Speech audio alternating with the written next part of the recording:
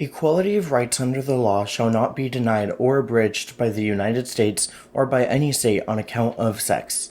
This amendment to the Constitution, known as the Equal Rights Amendment, or ERA, was never passed. It was first introduced to Congress in 1923, 3 years after women won the right to vote. Despite how straightforward the ERA was, it was never ratified into the Constitution. We have this lovely woman, Phyllis Schlafly, to blame. The Phyllis Files. Phyllis Schlafly is the conservative activist most known for mobilizing other conservative women to fight against the ERA and crazy feminist lunatics. She believed the ERA would include women in the military draft, get rid of separate bathrooms for men and women, compel states to allow same-sex marriage, and a bunch of other stuff. In order for Phyllis Schlafly to stop the ERA, she broke many of the traditional gender roles she claimed to love. Not only did she get a bachelor's degree, a master's degree, and a law degree, but she also founded and was CEO of the Eagle Forum, a conservative organization that opposes things like tax-funded daycare and pre-K. Who's going to tell Phyllis Schlafly that if it weren't for feminism, she wouldn't have gone to college? And if she really was pro-family, then she would support taxpayer-funded daycare and oppose a draft for everyone, not just women and girls. Personally, I think Phyllis Schlafly was actually the first conservative girl boss. Girlbossed, too close to the sun. The term girl boss was popularized by the American businesswoman and entrepreneur Sophia Amoruso, who published the book titled Girlboss in 2014. Being a girl boss is about taking up space, especially in roles where society expects to see a man. Think CEO, doctor, pilot, lawyer, etc. Any woman who held up a high-up position at a company would be called a girl boss. Since the mid-2010s, people have not been silent of their criticism of the girl boss feminism and the celebration of women who embody it. Amanda Mole, in her 2020 piece titled Girl Boss Has Left the Building, wrote, #Girlboss argued that the professional success of ambitious young women was a two birds one stone type of activism. Their pursuit of power could be rebranded as a righteous quest for equality, and the success of female executives and entrepreneurs would lift up the woman below them. However, the opposite has proven to be true. Sophia Amoruso's company, Nasty Gal, was actually sued for firing women without reason after they became pregnant, along with firing a male employee who requested paternity leave. This is what Audre Lorde wrote in a 1979 essay. "For the master's tools will never dismantle the master's house. They may allow us to temporarily beat him at his own game, but they will never enable us to bring about genuine change. And this fact is only threatening to those women who still define the master's house as their only source of support." I'll hear some feminists say that replacing greedy male CEOs or business leaders with a woman would simply fix the problem of low wages and worker exploitation. It's also something I've heard leading up to the 2024 election.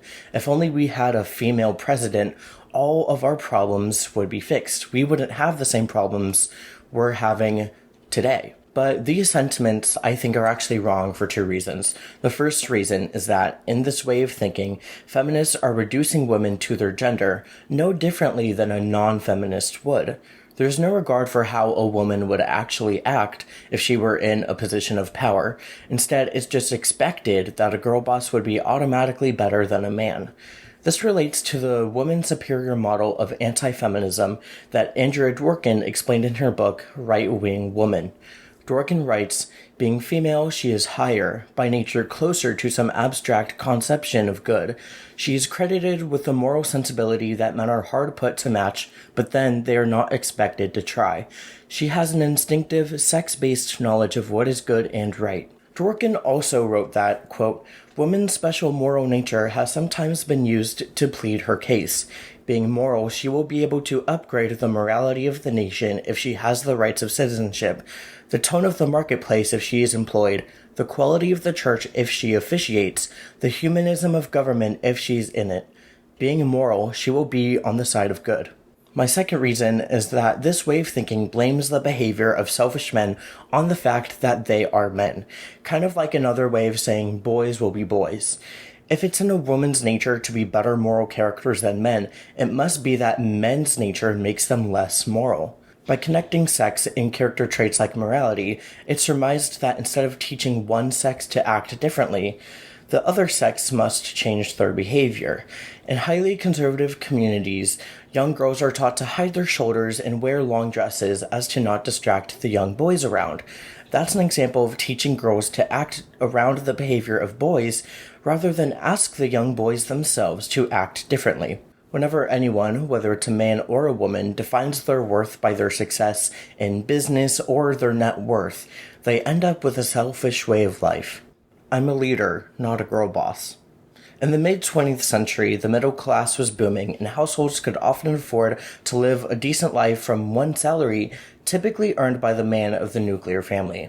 The result of this was the housewife who would cook meals, clean the house, wash the family's clothes, and take care of the children when they weren't at school. This was backbreaking work for only one person to do.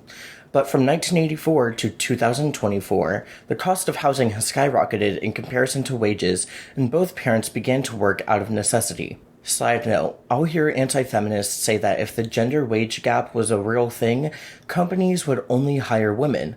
The reason this argument is wrong is because that would limit companies to a smaller hiring pool than if they hired both men and women. Conservatives are pro-capitalism and pro-traditional gender roles, even though having a family live off of the man's salary is unachievable for the overwhelming majority of households these days. And so, to justify this contradiction, being a girl boss has since been rebranded, in my opinion.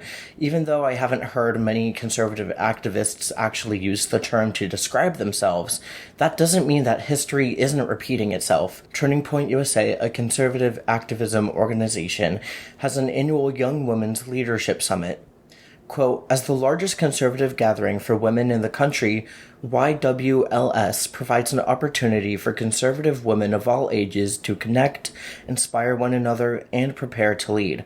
Whether you're a student, a mother, or a young professional, everyone is welcome at YWLS, wrote Alex Clark on TPUSA's website. This messaging is similar to the type used to popularize girl boss feminism, just with a conservative flair. Women like Riley Gaines, Brett Cooper, Nancy Mace, and Tulsi Gabbard were all speakers at this year's event. As it turns out, I'm not the only one who's noticed the hypocrisy of this TPUSA event. Elizabeth Prada, I don't know how to say her last name, a Christian mother that writes for her blog, The End Time, published her own critique of the Young Women's Leadership Summit.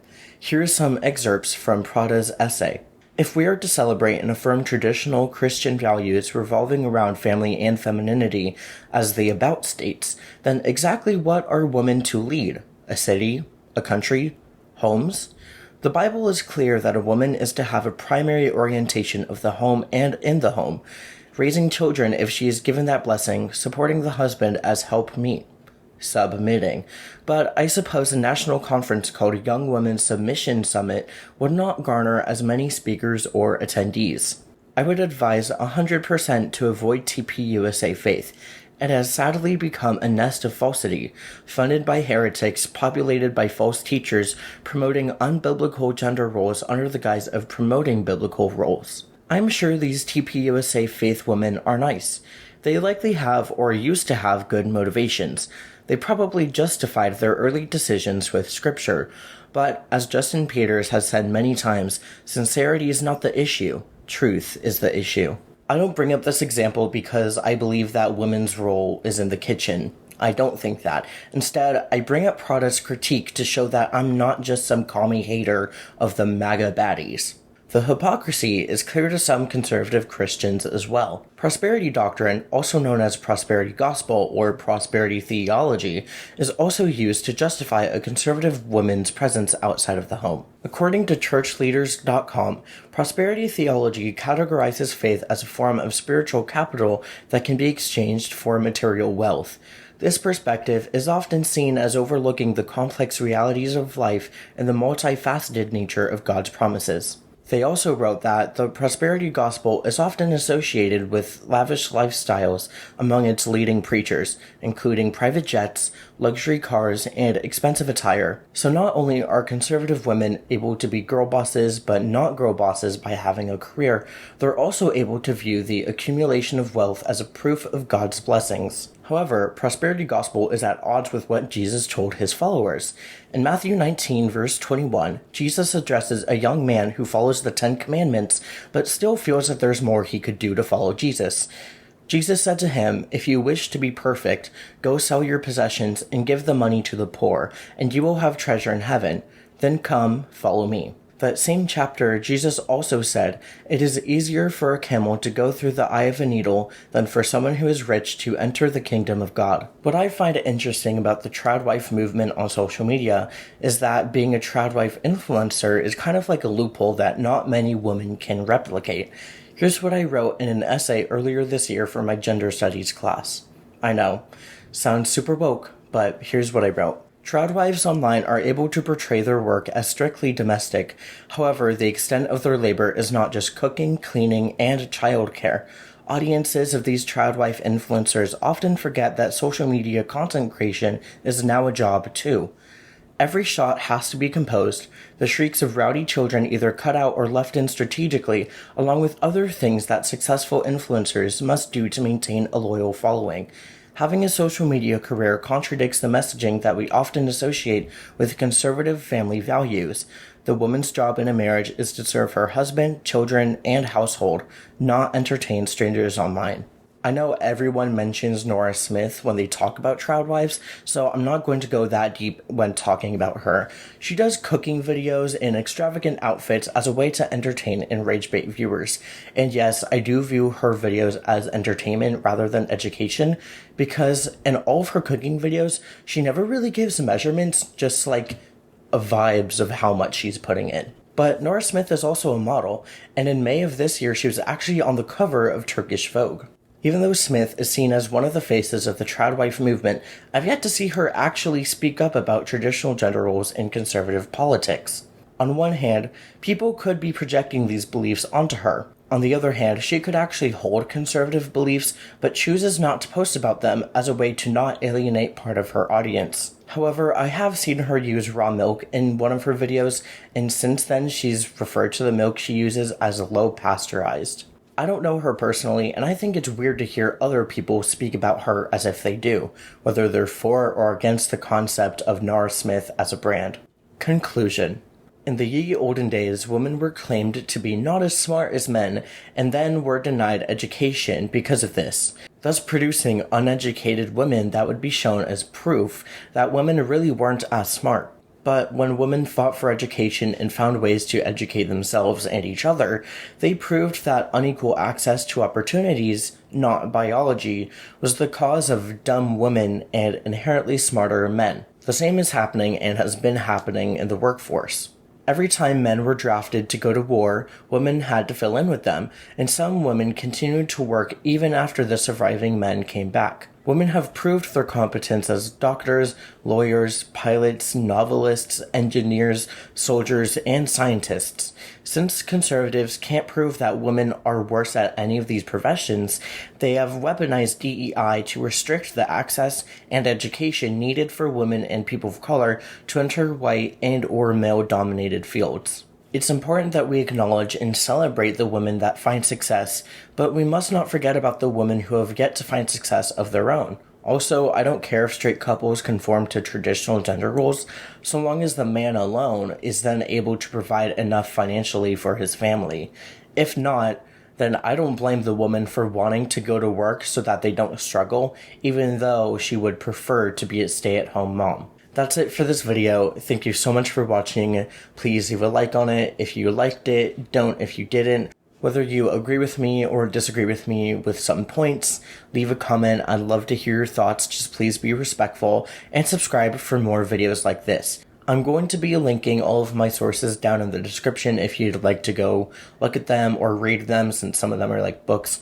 But I hope you all have a good day and see you guys in the next video. Bye!